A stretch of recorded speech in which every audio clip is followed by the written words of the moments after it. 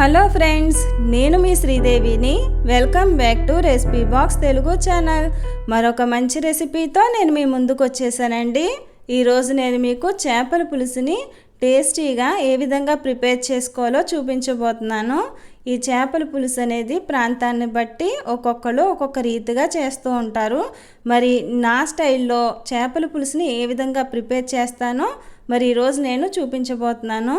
చాలా తక్కువ మసాలాలతో ఎక్కువ టేస్ట్ వచ్చే విధంగా ఈ చేపల పులుసుని మనం ప్రిపేర్ చేసుకోవచ్చు. ఈ వర్షాకాలంలో ఈ చేపల పులుసు వేసుకుని తింటే రోజు మీద ఒక ముద్ద ఎక్కువగానే తినేస్తారండి మీరు. అంత టేస్టీగా ఈ చేపల పులుసు అనేది ఉంటుంది. మరి దాన్ని ఏ విధంగా ప్రిపేర్ చేసుకోవాలో చూసేద్దాము. దీనికోసం నేను ఇక్కడ ఒక 800 గ్రాముల వరకు చేప ముక్కల్ని కట్ చేయించి శుభ్రంగా క్లీన్ చేసి తీసుకున్నానండి. చేపలకి ఉండే ఆ నీచు వాసన పోవాలంటే కొద్దిగా నిమ్మరసం సాల్ట్ వేసి శుభ్రంగా కడుక్కోండి.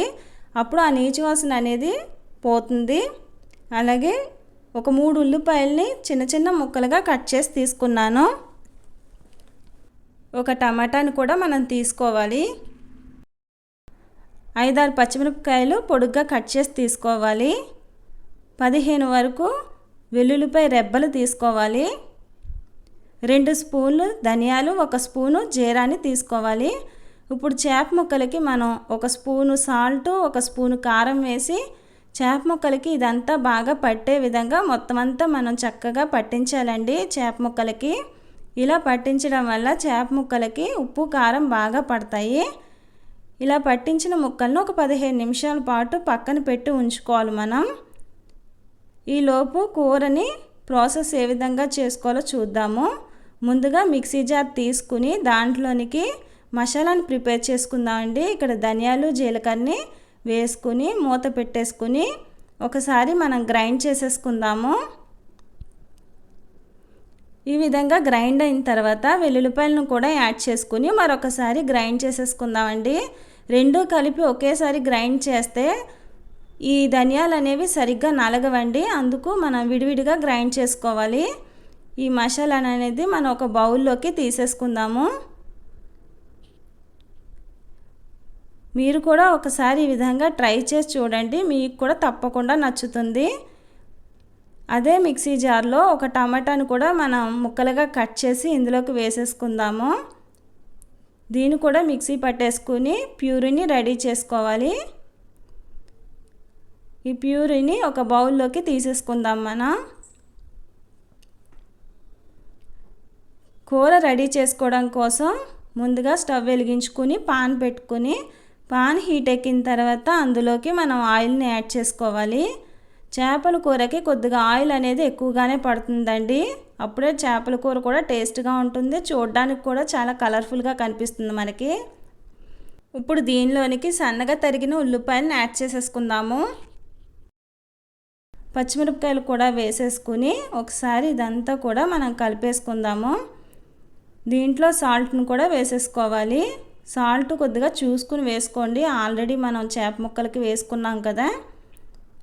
మూత పెట్టేసుకుని 2 నిమిషాల పాటు మగ్గనిద్దాం. ఈలోపు మనం చింతపండుని బాగా చేత్తో కలుపుకొని చింతపండు రసాన్ని సెపరేట్ చేసి రెడీ చేసుకుందాము. మూత తీసి చూద్దామండి. ఉల్లిపాయలు అనేవి చక్కగా మగ్గాయి. ఇప్పుడు దీనిలోనికి మనం మిక్సీ పట్టి ఉంచుకున్న మసాలాను కూడా మనం యాడ్ చేసేసుకుందాము. ఒక 2 నిమిషాల పాటు వేయించుకోవాలి. అందులో ఉన్న పచ్చివాసన అంతా పోవాలి. వేగిపోయిందండి. ఇప్పుడు దీనిలో ప్యూరీని కూడా వేసేసుకుందాము, టమాటా ప్యూరీని. ఈ టమాటా ప్యూరీ కూడా పచ్చివాసన పోయే వరకు చక్కగా వేగాలండి. అప్పుడే కూర అనేది టేస్ట్గా ఉంటుంది. మూత పెట్టేద్దాము. ఒక 5 నిమిషాల సేపు అలాగే ఉంచుదాం. 5 మినిట్స్ అయిపోయిందండి. టమాటా అనేది చక్కగా మగ్గిపోయింది, ఆయిల్ అనేది సెపరేట్ అయిపోయింది. ఇప్పుడు దీనిలో మనం ఉప్పు కారం పట్టించిన చేప ముక్కల్ని యాడ్ చేసేసుకుందాము.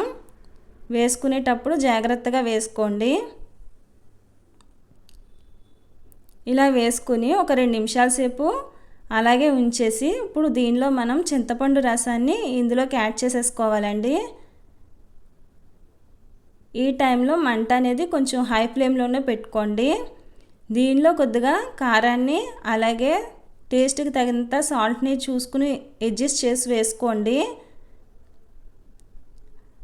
ఇలా ఒక పొంగు వచ్చిన తర్వాత అప్పుడు మీరు మంటని లో ఫ్లేమ్లో పెట్టేసుకోండి. ఈ ఉప్పు కారం ఇదంతా కలిసేలాగా ఒకసారి గరిటెతో జాగ్రత్తగా కలిపేసుకుందాము.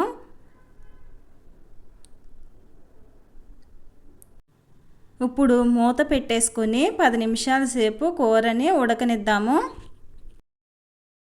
10 నిమిషాల తర్వాత చూసేసరికి కూర అనేది రెడీ అయిపోయిందండి. ఈ చేపల పులుసు చాలా టేస్ట్గా ఉంటుంది.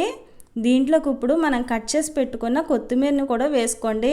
కొత్తిమీరని యాడ్ చేసుకోవడం వల్ల ఫ్లేవర్ చాలా బాగుంటుంది. అంతేనండి, ఎంతో టేస్టీగా ఉండే చేపల పులుసు అనేది రెడీ అయిపోయింది. ప్లేట్లోకి సర్వ్ చేసేసుకోవడమే. మరి నేను చేసిన ఈ చేపల పులుసు మీకు నచ్చినట్లయితే ప్లీజ్ లైక్ చేయండి, షేర్ చేయండి. మీ ఫ్యామిలీ మెంబర్స్కి, ఫ్రెండ్స్కి షేర్ చేయడం మాత్రం మర్చిపోకండి. ఫస్ట్ టైం చూసేవాళ్ళు ప్లీజ్ సబ్స్క్రైబ్ చేసుకోండి. మరొక మంచి వీడియోతో నా నెక్స్ట్ వీడియోలో కలుస్తాను. Thank you for watching.